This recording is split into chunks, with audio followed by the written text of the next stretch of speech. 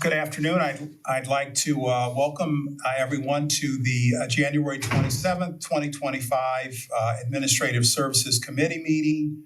I am the chairperson. Our vice chair, Councilmember Jim Petrus, is joining us by Zoom, and also a member of this committee and present is Council President Tony Kuda. I am going to make a change to our agenda in that we are scheduled to have an executive session. I'm going to move that to the end of the meeting so we don't have people waiting around unnecessarily while we're in the executive session. And the purpose of the executive session is to discuss applicants that we have for some of our committee openings. More specifically, the Citizens Advisory Committee and the Commission on Aging. But we're going to discuss these individually in our executive session. So with that change in the agenda, the first item that we're going to discuss is going to be an introduction and review of Chapter 111 under our municipal ordinances. If anyone was watching the last council meeting in Committee of the Whole, President Kuda referred a review of Chapter 11 to this committee for a review. And as much as there are more than 30 provisions in that chapter, this is going to be the start of that. Jim, are you with us? You're on. Yes, I am. Thank you. Sure. And just because I won't be looking at the screen, just weigh in when you have something to talk about. Okay, you don't need to wait to be recognized. And I just thought the quickest thing to do would just be to begin with the beginning of Chapter 11. And we'll, 111, yes. And we'll have our council clerk will post this under the committee agenda if there's anyone that wants to see it, but you can find it on the city's website. So with that said, I don't know that there's anything controversial about the first provision, which pertains to our regular meetings. No, I didn't think so.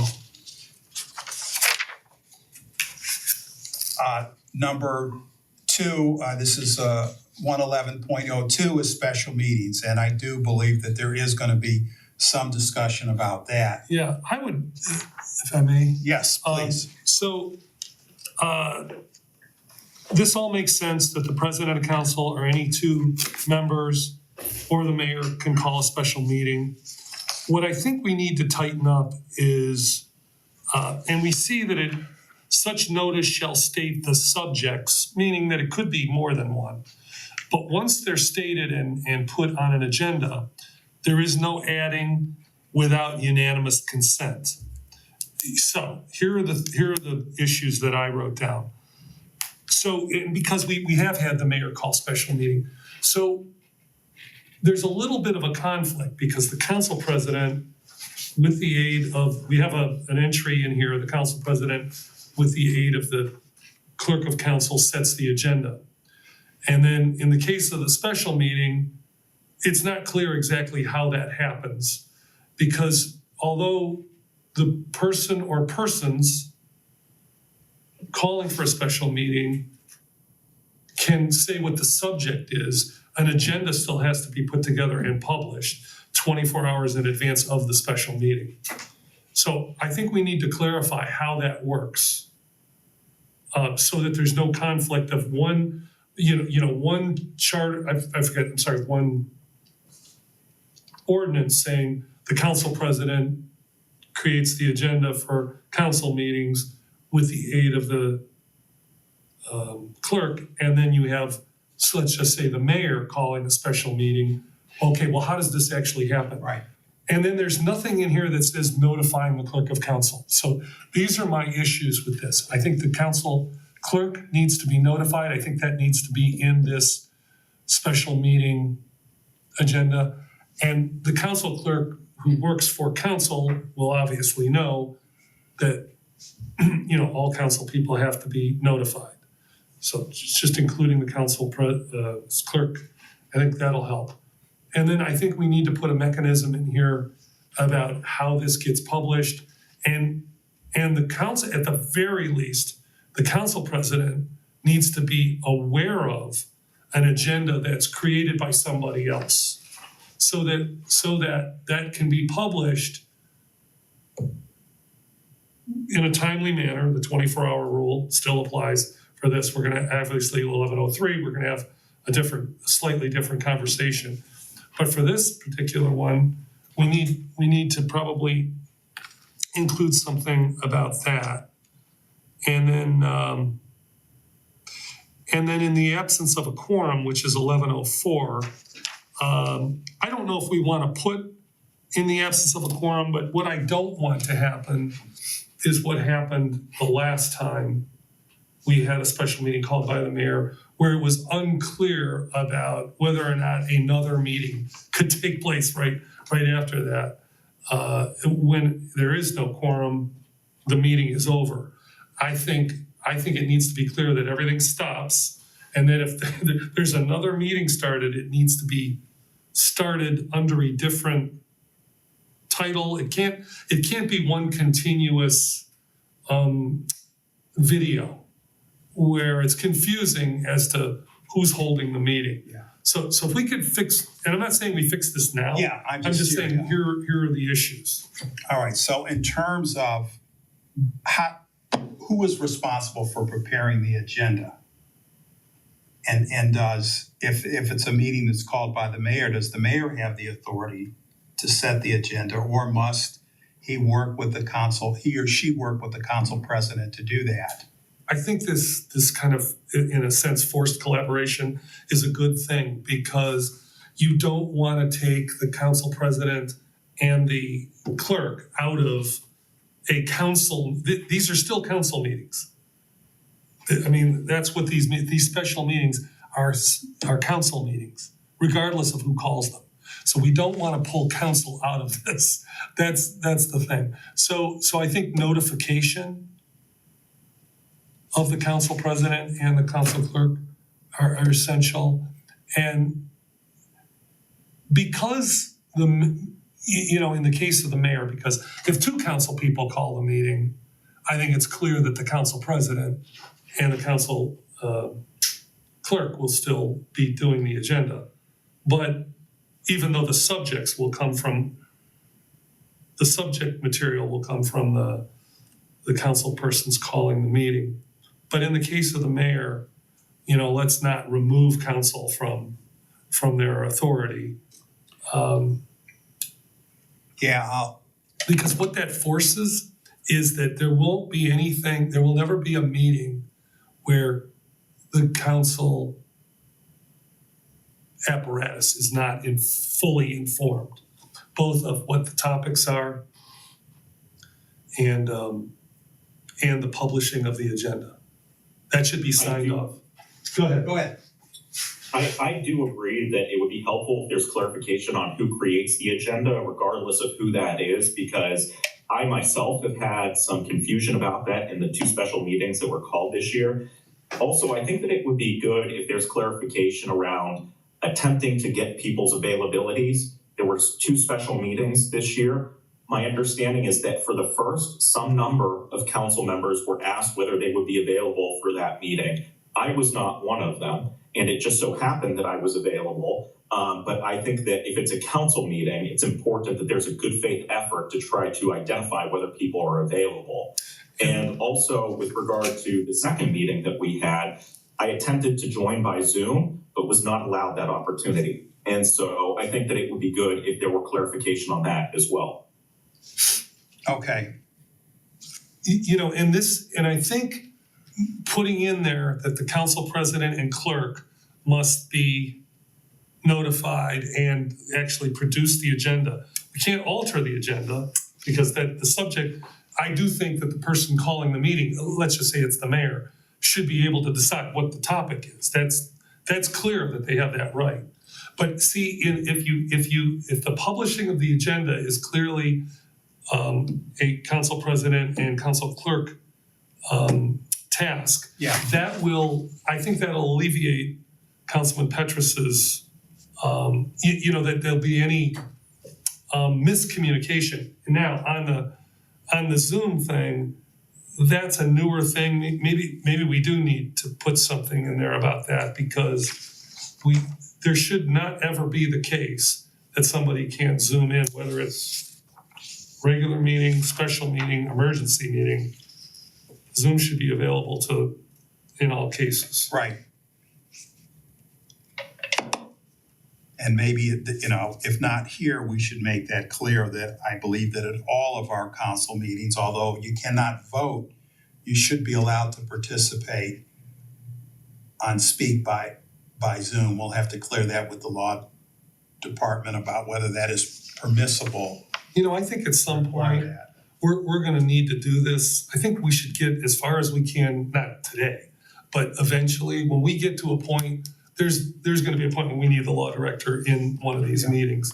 I don't think, you know, today or the next time would be that day, but once we have, you know, like, here are the ones we wanna work on, here are the modifications we wanna make, not the language, but the issues that we want to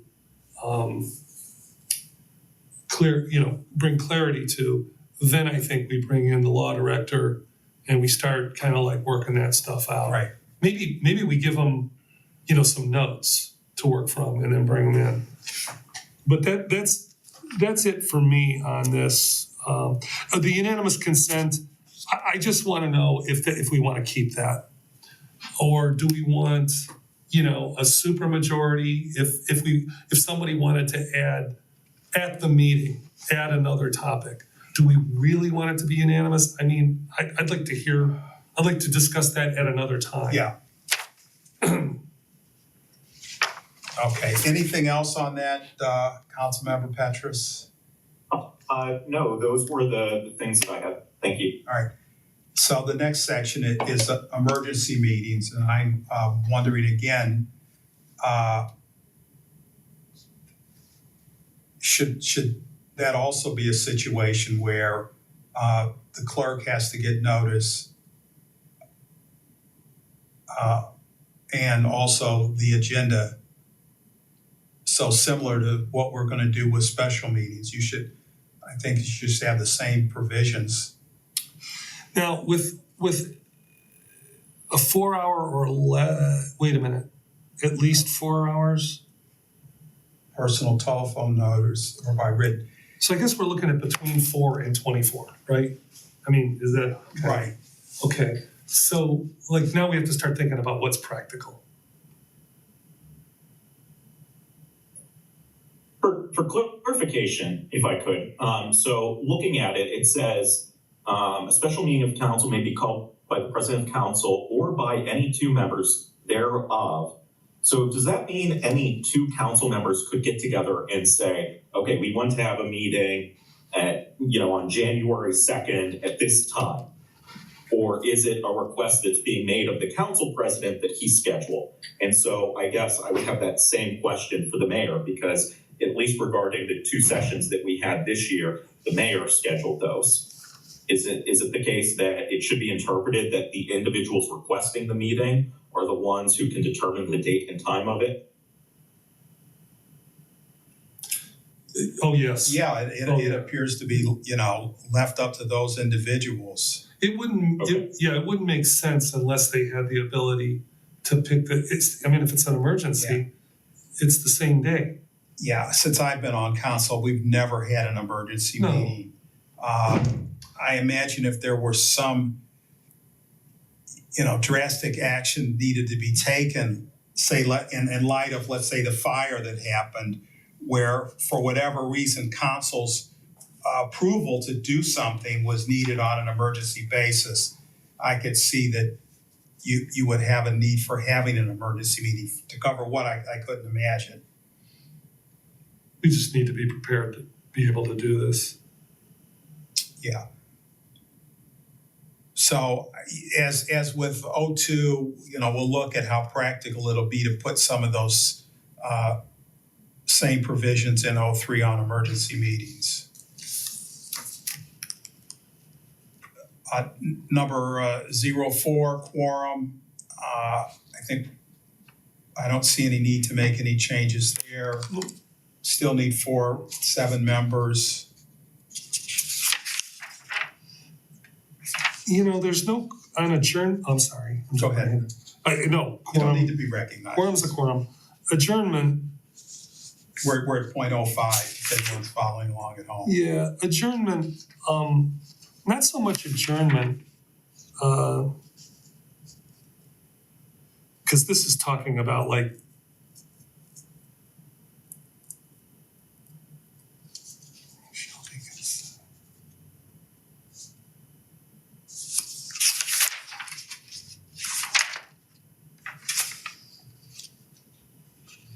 Well, again, since I've been on council, I can't think of any occasions where we have done this adjournment, but we have, had a regular meeting and then had a special meeting, which is what this is referred to, yeah, a day or two later. yes. But you never, asked for a resolution for us to go into adjournment. We've just always called it, we're gonna have a special meeting. Like over the budget, we had our normal meeting on Monday, Right. and then we had a special meeting that Thursday, although we could have adjourned it. Wednesday and Thursday, We could have technically adjourned it yeah, and did that. I don't know that we need to make any changes to that. I don't think so.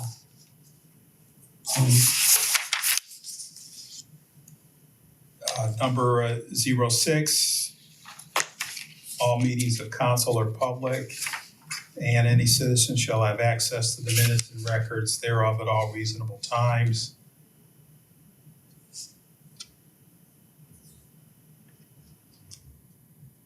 I think that's been working fine.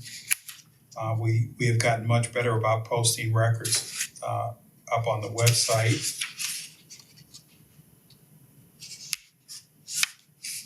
We can move on. Number 07, organization. First council meeting in January, we reorganized. This is following the municipal election.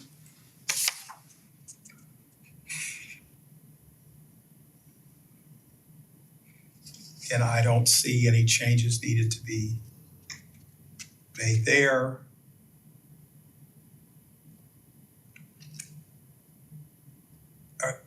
Any thoughts on that, Jim, or can we move on to No, we can move on. 0.08 president? Now, I know we sort of touched on this Saturday when we were discussing the charter.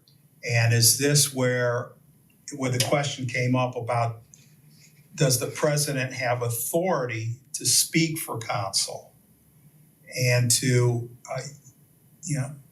exercise some other powers? And I think the consensus, at least of those that were in attendance, was yes. Because sort of by de facto, the president does have, I believe, the authority to speak on council and under some circumstances, make decisions. Well, maybe communications. I don't know about this. When you say decisions, what do you mean?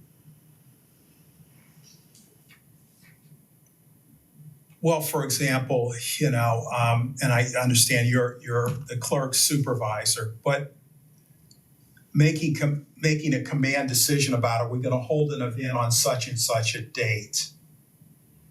I mean, you run it by, you run it by council. That's the agenda, really. Which is already. Or circumstances where the council president is asked to represent council at a function. When their TV stations were looking for someone to present council's position on the budget, do we have to pass a resolution to give you authority Yeah, so maybe to hold that? put a note in here press that conference. we need to put something in here about, communications. And I would submit not. And we need to get the gender, this is fraught with the gender Yes. stuff in Yeah, here. that goes without saying. I mean, I Thank know you. that that's a different, I agree with that. Well, and I thought this was something that the company that publishes our ordinances was going to go ahead and take out all of these references. Yeah, obviously they did not. All right, so, we'll take a wordsmith at trying to expand that. Well, with regard to the initiative we're talking about now with communications, that's important because council needs to be able to communicate, and we can't communicate weeks later when, sometimes, it's just not practical. Where council needs to speak. And, unfortunately, the way it works, you can only do it by majority. And you assume if the majority elected a council president, they would want to stand behind that person and have that person be a spokesperson for, because, I look at it this way. Anybody who disagrees with the council president, they can say that at any time, at any meeting, in old business or new business or council comments. I don't think anybody should ever have any objection to that. And they couldn't anyway, because, it's in the charter that you can, and in our ordinances that you can speak at these council meetings. So I don't see any kind of conflict there. Anyway, the absence of the president seems to be pretty straightforward. Next up is 10. This is pertaining to our clerk of council. This has been implemented only a few years. That's like 2.5 years ago. So this is still, relatively pretty new. Yeah, I don't know that. The only thing I would just say is there anything in the, with the clerk that, because I was concerned about codifying too much,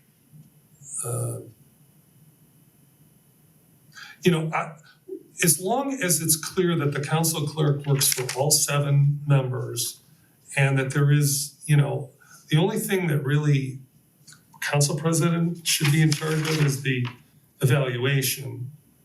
But I don't know if there's anything in here that makes anybody uncomfortable.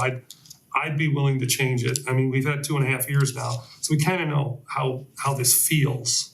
And I think that this language in the supervision has worked fine, regardless of who has been president of council. Jim, do you have any thoughts on that? I think that's the appropriate reporting line. I don't know how else you would do it. So, like you said, there have been no issues, so. I will tell you that there are ordinances for the council clerk that delineate a lot more responsibilities, the only thing I would say is, I don't think there's anything incorrect in here, but do you think for posterity, it should be a little more, that's not the right term, but I like leaving it the way our last sentence is. That basically is the catch-all. And any other duties that are required by charter, codified ordinance, or resolution or motion of council. as opposed to enumerating. Right. Where it's, I'm sorry, that's not in my job description. But we don't really have a job description. Exactly. This is something. This is the stuff that's in the Ohio Revised Code. That's basically what it is. I think it's fine. I wouldn't want to get more specific or delineate things. Okay. Do you remember me showing the one with like a laundry list? I do. Okay, so, all right. So if there's no appetite for that, then let's move on. All right, 111.11 committees. We talked about this briefly. I had drafted revisions to this section earlier that I'll have to recirculate. I never sent it over to the law department for their review or approval.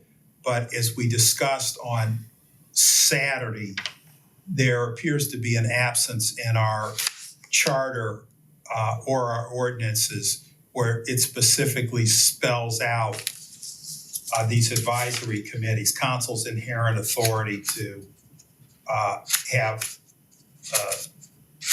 committees or task force. And so the proposed changes to this would add a section B that would say that council has the authority to do this and can create or dissolve. And it also had some various provisions about the ability to remove people that we've appointed for cause for behavior, which we already have the ability to remove them for cause. If you'll recall from the meeting we had with all of the board and committee chairs, and they had some concern about having universal rules that blanketly apply to all of them.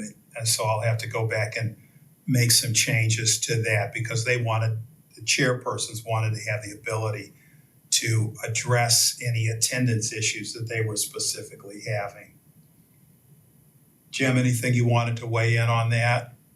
I mean, the only thing that comes to mind, and this may not be the right place, is that I remember during that meeting, one of the groups brought to our attention that they're not being paid, even though their work is similar to a group that is being paid. I think that it would be worth us having that conversation. Maybe it's the case that we don't want to do it, but I think that we should at least have the conversation. Yeah. When we get the new wage ordinance and we get the salary study, one of the things that I was going to propose that we discuss was increasing the stipend that we give those planning commission, board of zoning appeals, architectural review board. I think those are the three boards that receive payment. It's I think $90. It's been $90 forever. And we expanded the duties of the Landmark Commission, and that was the one chairperson that spoke up that, hey, we're making the same quasi-judicial decisions.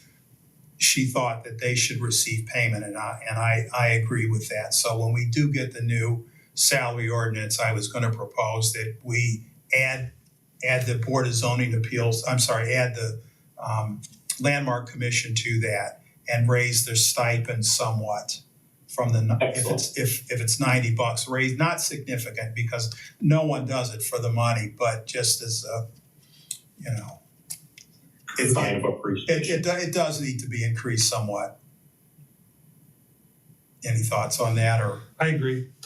Did the Archer study take into account stuff like that? I don't know if the Archer study's taken that into account or not, but the amount of increase that I'm thinking about isn't that significant, but $90.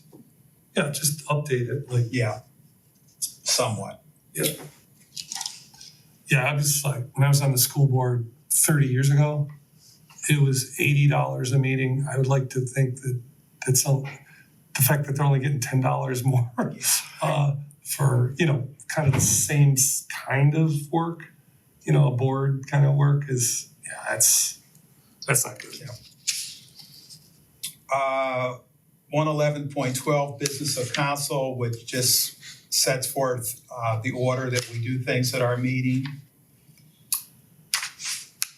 Yeah, well, it does set the order. At the end, it says miscellaneous business. So that covers, like, for instance, when Ryan Porter spoke, I did put him ahead of, the legislation. Yeah. So nothing in here says that I can't do that. No, it just shall include the following. It doesn't specify any order other than you customarily have a roll call to begin a meeting. Yeah, but, we do old business and new business, and we do council comments, and that's not listed. But obviously, everything falls under miscellaneous. So the only question is there a reason to be more specific? This is not an exhaustive list. It just says what you shall do. If you want to add to that, I think we're free to add to it. Yeah. I mean, I don't see any particular reason to add to it. Next up is 111.13, action of council. So we had a debate about this, as you recall. You know, I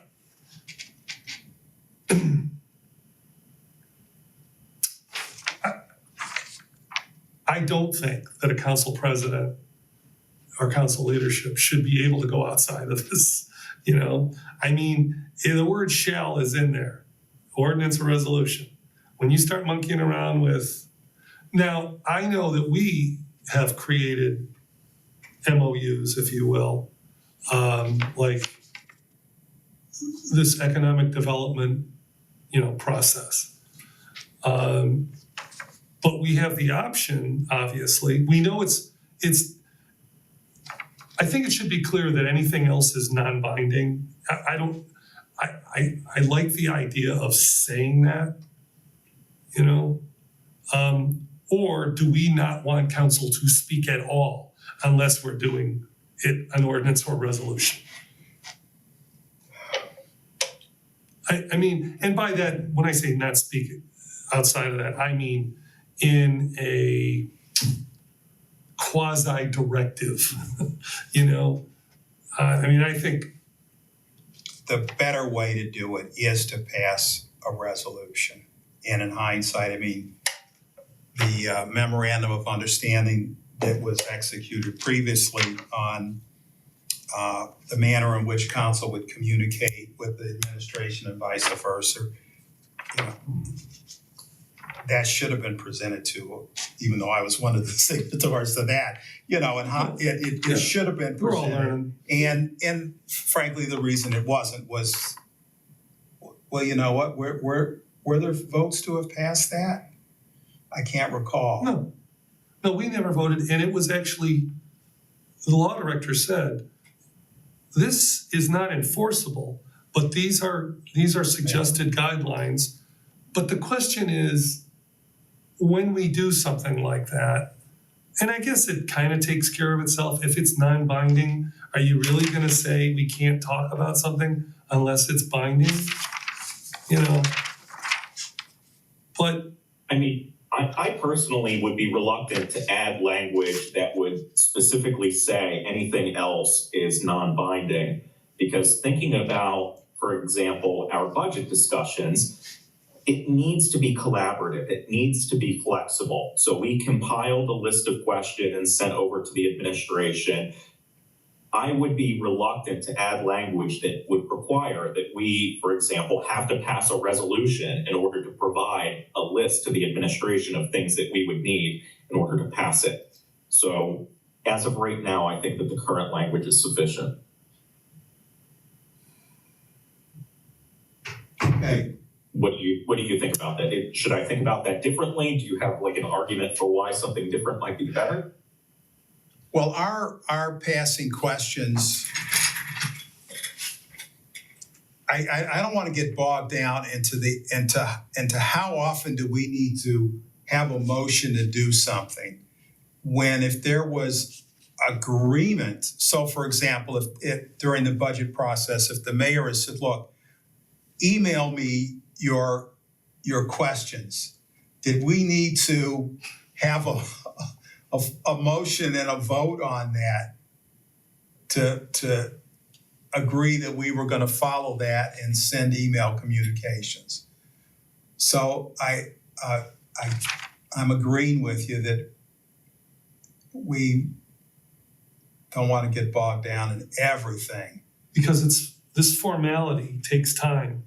And I do get that. I guess, you know, Councilman Petrus brings up this example of, you know, questions that need to be answered in order to do something. I think when we feel strongly about something, I think we should pass a resolution. But we don't want to restrain ourselves. But we already know that it's non-binding. We already know that if we send the mayor 17 questions that we want answered, and it's not an ordinance or a resolution, it's non-binding. Yeah. Right. Now, what will make it binding, I think, is possibly, and binding is a little bit strong of a term, is if there were an inquiry You know, if we strengthen the language in the charter about inquiry and, you know, mayor shall answer questions in a timely manner, I mean, whatever the language would end up being. I mean, there's no real remedy for that, but at least it's codified and it's not a suggestion. It is the law. You know, and I don't think the issue right now that we're discussing is what ought to be a remedy for not following it, but just what constitutes, you know, an official act of council. I think that's really the issue. And I do think, let's just use this case about the budget, that I think if council wants to make a statement that we need these questions answered before we pass this budget, I think we should be passing a resolution. I think if it's that important. So I think that's what it, you know, I think it needs to rise to that. And, you know, that's a decision we make as a group. But I agree with Councilman Petrus that we shouldn't have to do it. And if we put language in here that says it's non-binding, we don't want to soften, you know, any email we send saying we want this information. Well, it doesn't say, you know, it says right here that, you know, I don't have to do that. Yeah. You know, whoever the person that's, right? So, all right. So why don't we stop at this point? Because we've got some applications to review. I mean, this is gonna take us Yeah. I think this is a good a start. couple meetings to get through, and I've taken some notes. And then the next time we reconvene, I'll try and wordsmith some of these changes and see where we're at. Before we go into the executive session, I had a number 5 other on here, and I just wanted to, I don't know if anyone from the public is watching. Someone did send me a text after our Charter Review Commission meeting on Saturday because I alluded to something with details to be forthcoming at the Administrative Services meeting. And that was simply that Councilmember Petrus had approached me last, I think it was December or November, after another resident had approached him about whether council would consider forming a task force or a committee to specifically look at the issue of anti-Semitism in this city. And I thought that we should discuss at some point whether we want to have, and I just don't want a committee that's focused on anti-Semitism, just like I don't at this point want a committee that's just focused on, racial justice task force, that we have one one umbrella comprised of members of all of the communities that take a look at that and also LGBTQI issues. I don't know what we would call that, a human relations. Well, if Or it was a something like social that. justice task Right, force yeah. or, you know, I think that's something like that would Right. be an umbrella that would cover all this. And I would be for that Yeah, because that way, we don't, I just think both from a public relations standpoint yeah. and from a policy standpoint, it makes sense. All right. So that was what I was alluding to on Saturday with the details to be forthcoming. So I'm going to work on trying to flesh this out further, and then we'll have a discussion about it. I mean, there's people that in this community that I think rightfully so want to parse out, environmental policy as part of social justice. Even though we have an environmental task force, an environmental committee, the specific issues they have relate to it from a different angle. Yeah. So, it'd be good to have that Okay. catch all. All right. Jim, I didn't mean to put you on the spot. I don't know if you remember us having that conversation. The gentleman that approached you, I did have a conversation with him. I just can't think of his name right now. Dee Dee Popov Yes, reached out. yeah, that was it. Which reminds me, I owe him a phone call to have a cup of coffee with him. Okay. So the next matter is gonna be to go into executive session. So one more under the other. Yeah, go ahead. So all these notes that we got from. Yeah. You have this, and is Yes. this part of what you're considering in the legislation for committees The suggestions that came up during that meeting, from these notes? incorporating those, and so some of those are gonna require me to go back and make a couple of minor changes to the 111 that I had drafted on the committees. So real quickly, I wrote a list, I'm just gonna Yeah. blow right through it. Resources from the city, to the committees, what, and I don't know if that needs to be codified or any of this. Rules, uniform rules, attendance requirements, term limits, recordings, minutes, council representation, which we didn't, we've talked about it, but we've never, that's more on me, but I've never really said, nor have we discussed whether that should be a duty of a council person to go to a corresponding committee meeting or board or commission meeting. Compensation, you just brought that up, all right? And then administrative support. The communication between the committees and our council clerk. Recording meetings, specifically the planning commission meeting. And then some type of language about diversity. Yeah, which is part of the proposed changes to the committee legislation. And then looking at the application itself, so it's kind of a lot of stuff. So I only bring that up under other because I think as we look at that committee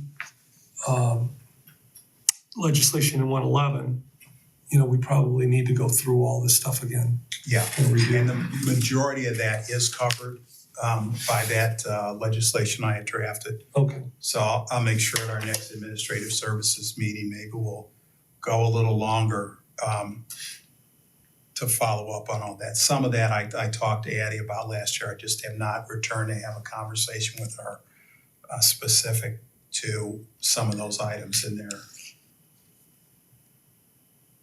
Anything else on other, Jim, before we go into an executive session?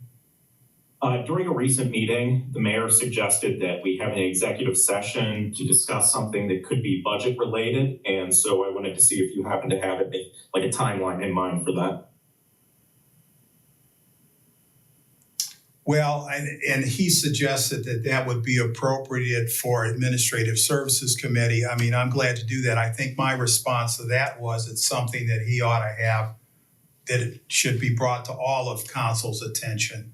Because I think what it involved, and I'm speculating because he didn't say, is so important that it's a matter for all of council to hear about. Well, how about if I do this, Jim? How about if I bring it up in my leadership meeting tomorrow and see if we can do it in a committee of the whole meeting? And if for some reason that doesn't work out, we'll come up with a plan B. I just don't want to do plan B before plan A, Okay. All right. And with that, since you're the only one here, can I get a motion? I'll make a motion to adjourn. I'm sorry. I make a motion to go into executive session to consider the appointment of a public official. And I will second that motion. And for members of the public, we're not going to have any more substantive discussions. And when we come outside of the executive session, all we will do is simply adjourn the meeting. So if anybody's watching, thank you for hanging in there with us.